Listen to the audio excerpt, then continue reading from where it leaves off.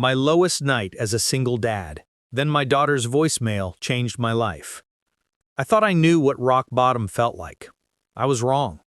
The day my ex-wife took everything, I learned there are levels to despair I never imagined existed. My name is Marcus. I'm 37 years old, and this is the story of how I lost everything, found myself, and became the father my daughter always deserved. Before we dive in, please like and subscribe. Let us know where you are watching from. It was 4:47 a.m. when I woke up in my car. Again. The parking lot of the 24-hour gym had become my temporary bedroom. Not because I was working out at dawn, because I had nowhere else to go. The leather seat stuck to my cheek. My neck ached from the angle. I could see my breath in the cold air. March in Chicago doesn't care about your problems. It just makes them colder. I grabbed my phone. 17% battery. 3 missed calls from my lawyer. 1 text from my daughter. Miss you, Daddy. 2 words that simultaneously kept me alive and broke me into pieces. I couldn't respond. Not yet. Not until I had something good to tell her. Not until I could promise her that things were getting better. The truth is, things were getting worse. I worked at Henderson Electronics as a quality control manager. 10 years with the company. Good benefits. Decent salary. Or at least it was decent when I had a house, when I had a family, when my wife wasn't sleeping with my boss. Life has a dark sense of humor sometimes. The universe doesn't just take one thing. It takes everything at once and watches you scramble to hold on to the pieces. My daughter's name is Riley. She's 8 years old. She has her mother's eyes and my stubborn chin. She loves dinosaurs and hates broccoli. She laughs at dad jokes that aren't funny. She's the reason I'm still breathing. 6 months ago, I had it all. A 3-bedroom house in Evanston, a wife I thought loved me, a daughter who thought I hung the moon, a job that paid the bills and then some. I wasn't rich, but I was happy. Or maybe I was just comfortable. Maybe I was so comfortable I didn't notice the cracks forming in my foundation. The first crack appeared on a Tuesday. I came home early from work. Some supply chain issue had shut down production for the afternoon. Was actually excited. I could surprise Sarah. Maybe take her to lunch. Maybe remind her why we fell in love in the first place. Our marriage had been struggling. I knew that. But I thought we were fighting for it. I thought we were in it together. I pulled into the driveway at 1:15 p.m. Her car was there. Good. She was home. I walked through the front door. The house was quiet. Too quiet. Riley was at school. Sarah should have been in her home office. She worked remotely for a marketing firm. Or so I thought. I heard voices upstairs. Laughter. Her laughter. And someone else. A man's voice. Deep. Familiar. My stomach dropped before my brain could process what was happening. You know that feeling when your body knows something terrible before your mind catches up? That split second where reality splits in two, and you're standing in the middle trying to figure out which version is real? I climbed the stairs. Each step felt like walking through concrete. The bedroom door was open, not all the way, just enough. I saw them before they saw me. My wife, my boss, in my bed, on my sheets, in my house, the house I paid for, the marriage I fought for, the life I built. I didn't scream. I didn't rage. I just stood there, frozen. Like if I didn't move, maybe it wasn't real. Maybe I could go back to 30 minutes ago when I was still a man with a family and a future. Sarah saw me first. Her face went white. Not guilty, not sorry, just shocked. Like I had interrupted something inconvenient. Like I was the problem. David, my boss, had the audacity to look annoyed. This man who I had worked for, who I had respected, who came to our house for barbecues, who held my daughter when she was born. He pulled the sheet up, like modesty mattered now. I turned around, walked downstairs, got in my car, drove. I don't remember where I went.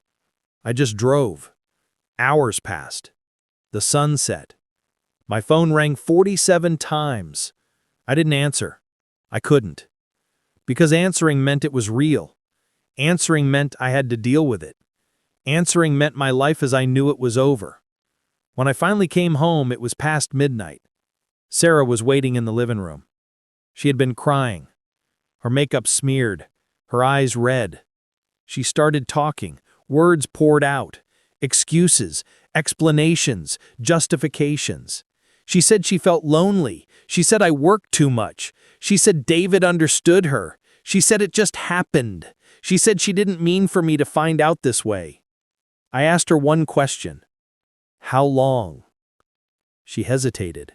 That hesitation told me everything. 2 years. 2 years, 730 days.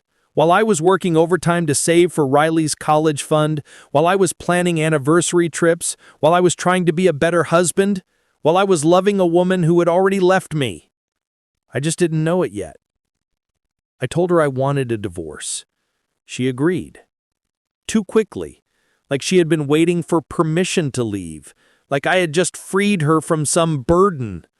I was the burden. Our marriage was the burden. Our family was the obstacle between her and whatever new life she thought she deserved. But here's the thing about divorce when kids are involved. It's not just about splitting assets. It's not just about who gets the house and who gets the car. It's about who gets your child.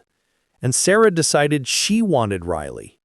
Not because she was a better parent, because she wanted to hurt me, because she knew the one thing that would destroy me completely. The legal battle started in September. My lawyer, a tired woman named Patricia who had seen too many ugly divorces, tried to prepare me. She said family courts favor mothers. She said I needed to be realistic. She said unless Sarah was proven unfit, I would likely get every other weekend and Wednesday nights.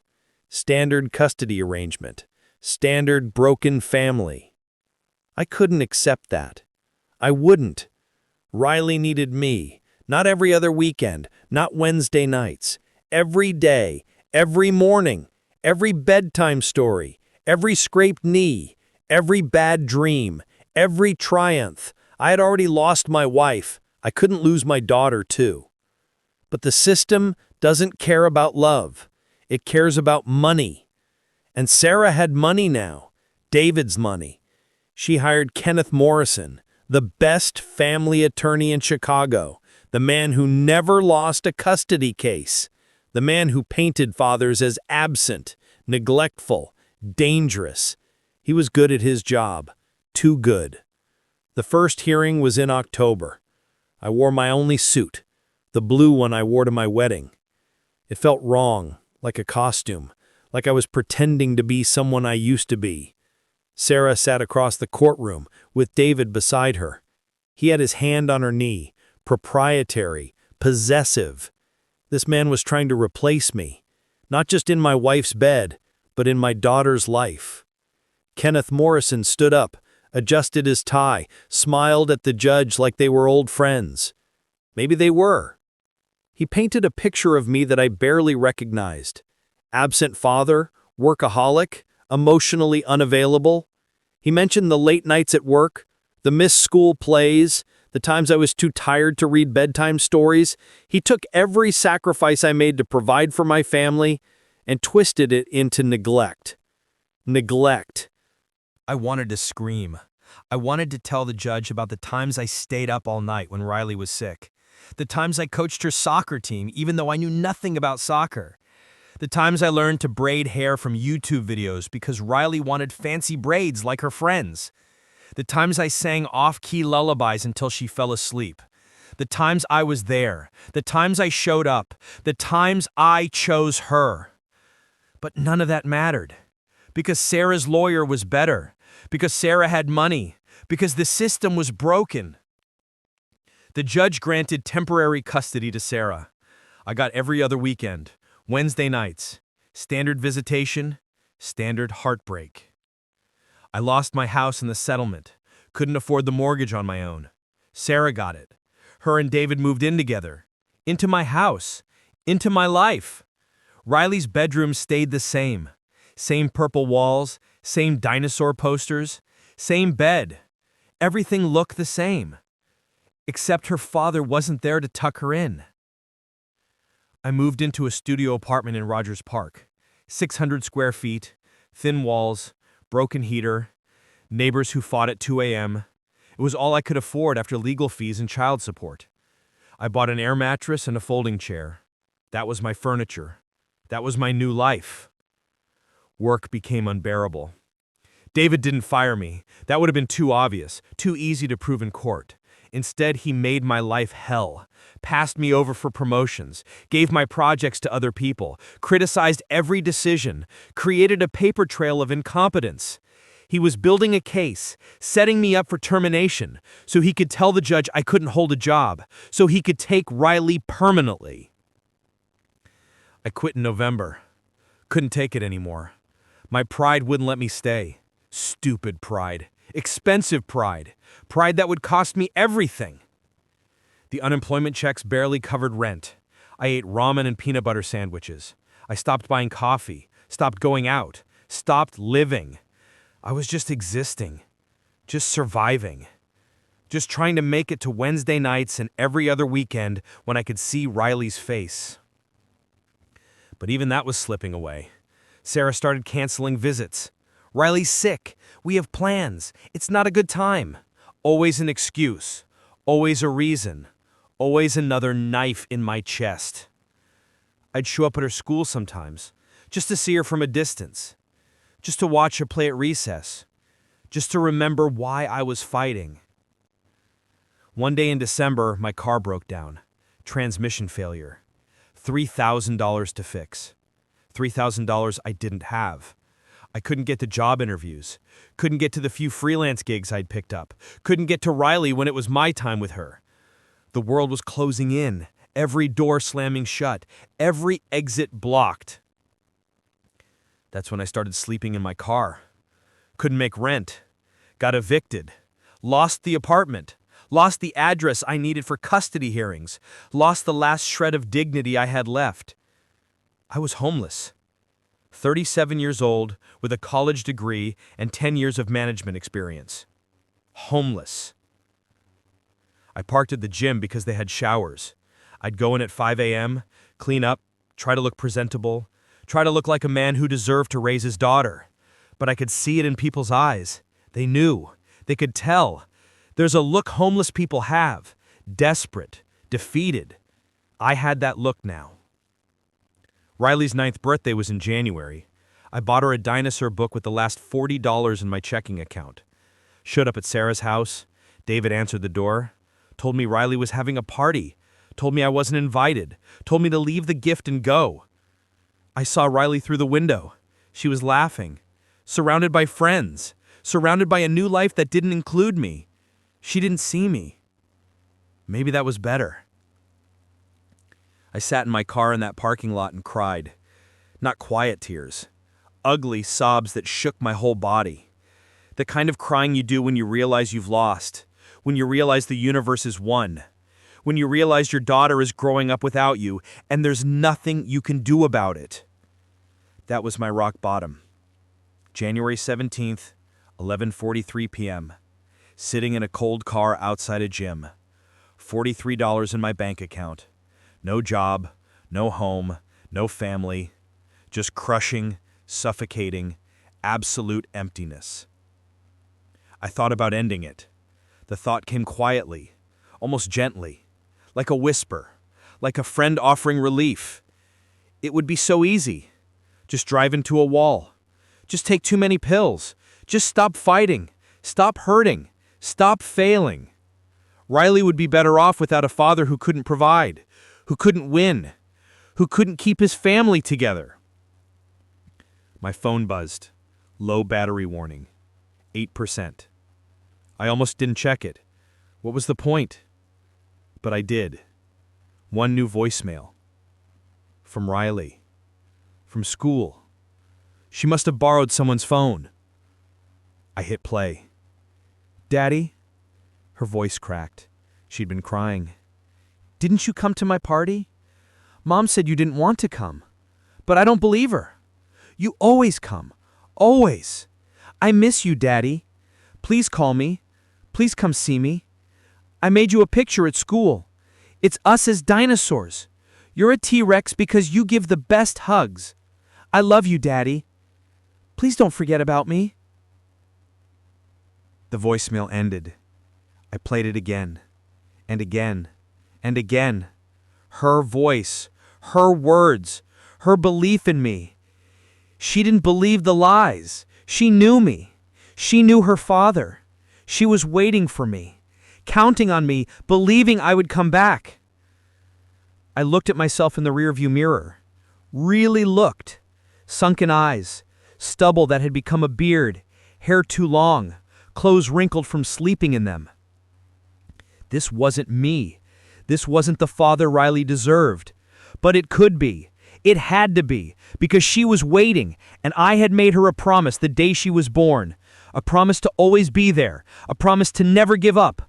A promise to fight for her. Always. I deleted the thoughts of ending it. Not today. Not ever. Riley needed me, and I'd be damned if I let David become her father, if I let Sarah's lies become her truth, if I let this broken system take her from me. I had hit rock bottom, but rock bottom is a foundation. You can't fall any further. The only direction left is up. The next morning I went to the public library. They had free Wi-Fi and computers. I created a new resume, applied to 50 jobs, entry level, management, anything. I didn't care about pride anymore. I cared about survival, about rebuilding, about becoming the man Riley's voicemail said I was. 3 days later, I got a call. Distribution center in Cicero, night shift warehouse supervisor. $42,000 a year. Not what I used to make, but it was something. It was a start. It was hope. I took the job. Started the next Monday. The work was brutal. 10-hour shifts, lifting, loading, managing a crew of 20, most of them twice my age. Most of them didn't respect a supervisor sleeping in his car. But I worked harder than anyone. Showed up early, stayed late, never complained, never stopped. Because every hour was an hour closer to Riley. Every paycheck was a step towards getting her back. I kept sleeping in my car for 2 more months, saved every penny. No food delivery, no luxuries, just work and save, work and save. By March, I had enough for first and last month's rent in a 1-bedroom apartment in Bridgeport. It wasn't much, but it had a door that locked, a bed, a kitchen. It was a home. The first piece of my new foundation. The motion was dismissed. Custody stayed the same, week on, week off. I wanted to collapse with relief, wanted to thank that judge for listening to Riley, for believing her, for seeing the truth. Sarah left the courtroom without looking at me. David followed, whispering to Kenneth Morrison, planning the next move. Because there was always a next move, always another battle. Divorce isn't one war. It's 1,000 small wars, each one exhausting, each one expensive, each one taking pieces of you that you'll never get back. But I was winning. Slowly, surely, I was winning. I finished my certification in September, applied to 3 management positions, got interviews for all 3, took the best offer. Operations manager at a medical supply company in Schaumburg, $70,000 a year, benefits, retirement plan, stable career. Everything I'd had before, everything I'd built back from nothing. Riley started 4th grade. I went to every parent-teacher conference, every school event, every field trip that needed chaperones. I was present, visible, involved. The father I always wanted to be, the father I finally had time to be, the father Riley deserved. Her grades improved. She made new friends, joined the soccer team, started smiling more, laughing more, being more. She was healing. We both were. The scars were still there, but scar tissue is stronger than regular tissue. We were becoming stronger. Together. In October, Sarah filed for modification. Wanted to move to Colorado. David got a job offer there. Better position, better pay.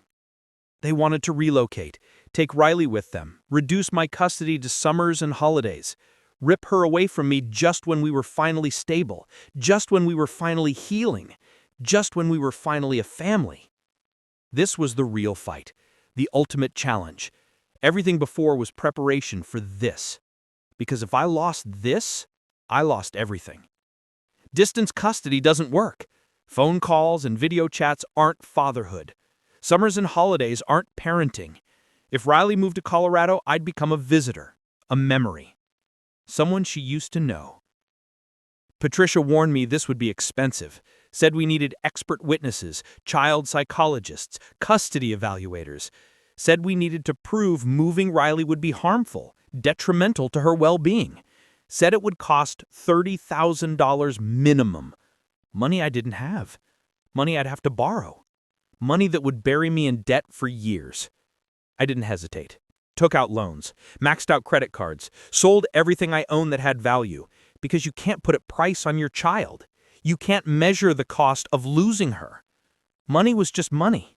Riley was everything. The evaluation process took 3 months. Riley met with Dr. Hernandez twice a week.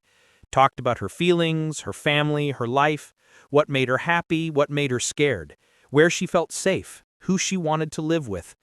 I wasn't allowed to know what she said. Wasn't allowed to ask. Just had to trust. Trust Riley to tell the truth. Trust Dr. Hernandez to see it. Trust the system to finally get it right. The final hearing was in January, almost exactly 2 years since I'd slept in my car, since I'd considered ending it all, since Riley's voicemail saved my life. Full circle. Everything I'd fought for, everything I'd sacrificed, everything I'd rebuilt, it all came down to this. Kenneth Morrison gave his opening statement, painted Colorado as an opportunity, better schools, safer neighborhoods, more stability. He made it sound like I was selfish for fighting, like I was putting my needs above Riley's, like I was the obstacle to her happiness. Patricia gave our opening, talked about Riley's roots, her school, her friends, her community, her father who fought through homelessness to build her a stable home, her father who never gave up, her father who chose her every single time, above pride, above money, above everything. Dr. Hernandez took the stand. She'd been evaluating families for 23 years. She'd seen hundreds of custody cases. She knew the patterns, knew the red flags, knew when parents were fighting for their kids versus fighting for control. She said Riley expressed clear preferences, said Riley felt torn between loyalty to her mother and honesty about her feelings, said Riley felt guilty for not wanting to move. But ultimately, Riley wanted to stay in Chicago, wanted to stay with me. Said moving would disrupt her progress, set her back emotionally, damage the stability she'd finally found. Kenneth Morrison tried to discredit her, suggested I'd influenced her responses, suggested Dr. Hernandez was biased, suggested Riley was too young to know what she wanted. He was grasping. Everyone could see it. When you're losing, you get desperate. You throw everything at the wall and hope something sticks. The judge asked if Riley wanted to speak. She did. She was 10 now. Old enough to have a voice. Old enough to be heard. Old enough to choose. Riley walked to the front of the courtroom. So small in that big chair. So brave in front of all those adults. All those strangers deciding her life. She looked at the judge. Didn't look at me. Didn't look at Sarah. Just the judge. "I love my mom," Riley said, her voice quiet but steady. "But I want to stay with my dad. He fought for me. He never stopped fighting, even when things were really bad. He made me a room with dinosaur sheets. He comes to all my soccer games. He helps me with homework even when he's tired. He makes me feel safe. I don't want to move to Colorado. I want to stay here with him." Silence. The whole courtroom just silent. You could hear the clock ticking. You could hear people breathing. You could feel the weight of her words settling over everything. The judge looked at Riley, really looked at her, then looked at me, then at Sarah, then back at Riley. "Thank you for your honesty, Riley. You can sit down now." Riley walked back to me, grabbed my hand, held it tight. She'd done it. She'd told the truth. Now we just had to hope it was enough. The judge took a recess, 2 hours. Patricia said that was a good sign. Said if it was an easy decision, the judge would have ruled immediately. said the judge was reviewing everything, considering every detail, taking it seriously. Those 2 hours felt like 2 years. Riley fell asleep in the waiting room, head on my lap, exhausted from the stress, from carrying weight no 10-year-old should carry. I stroked her hair and prayed. Prayed to a God I wasn't sure I believed in. Prayed for a miracle. Prayed for justice. Prayed for one more chance. The bailiff called us back in. Everyone stood. The judge entered, sat down, looked at her decision, looked at us. This was it. This was everything. I've reviewed all the evidence presented, the testimony, the evaluations, Riley's own words. This court takes relocation requests very seriously. Parents have the right to pursue opportunities, but children have the right to stability, to consistency, to relationships with both parents. My heart was pounding so hard I could barely hear her. Riley has expressed clear, consistent preferences. She has demonstrated maturity and understanding of her situation. She has not been coached or coerced. Her feelings are genuine. Dr. Hernandez's evaluation supports this. Riley is thriving in her current environment. She has strong roots in Chicago. Moving her would be significantly disruptive. Please, please, please. The motion to relocate is denied. Custody arrangements will remain as they are, week on, week off. If Ms. Peterson chooses to move to Colorado, custody will automatically shift to primary physical custody with Mr. Thompson. Ms. Peterson will have summer visitation and alternating holidays. I won! I won! I actually won! Sarah stood up, started yelling. Something about unfair, something about bias. Kenneth Morrison tried to calm her down, but David looked furious. But I didn't care. I didn't care about any of them. Because Riley was squeezing my hand. Because I'd won. Because she was staying. Because we were staying together. Sarah moved to Colorado 3 weeks later. Didn't fight for summers. Didn't fight for holidays. Just left. Chose David. Chose a new life. Left Riley behind. Riley cried when she found out. Cried for the mother who chose to go. Cried for the family that would never exist. Cried for a hurt I couldn't fix. But she healed. Kids are resilient, more resilient than adults. She talked to a therapist, processed her feelings, made peace with her mother's choice.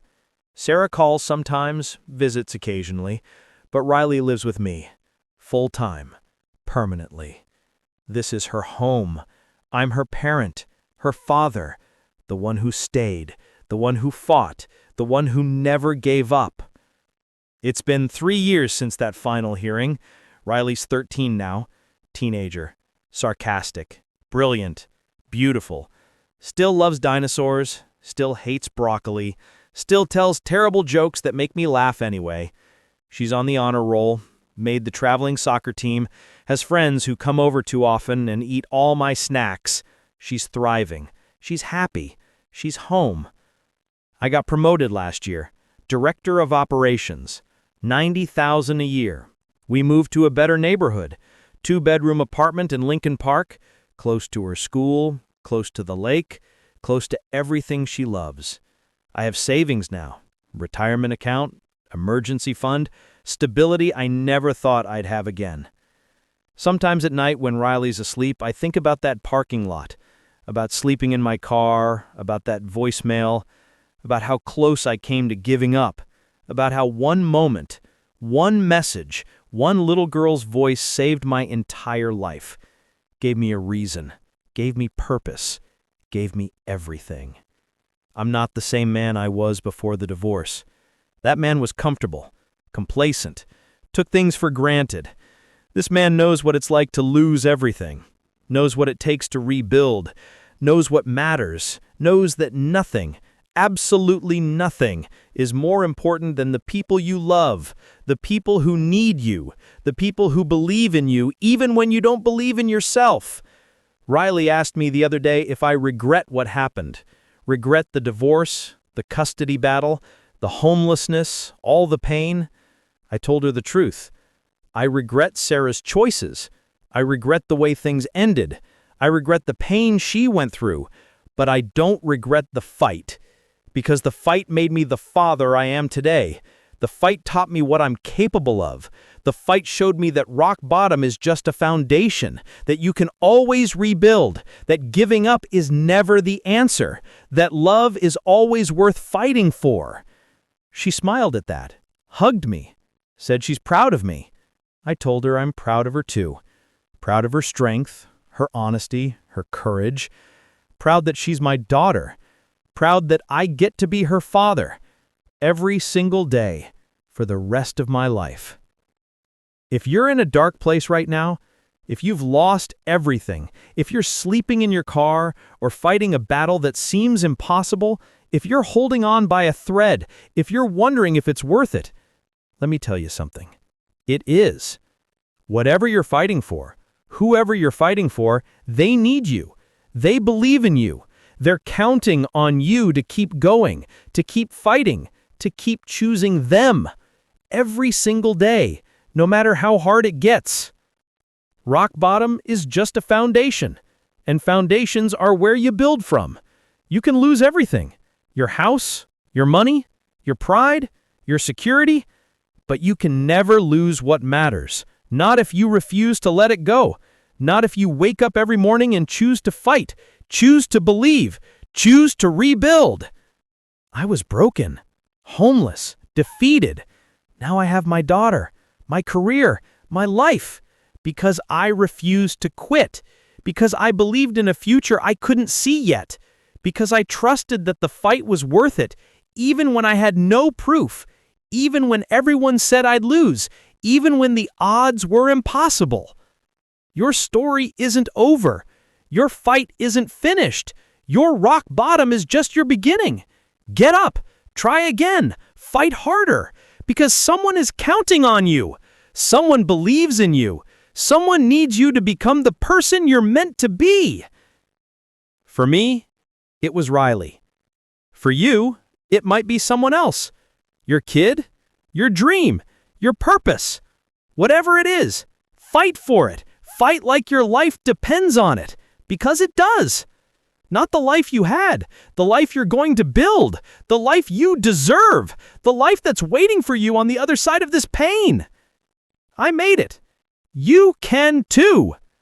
I promise you can too.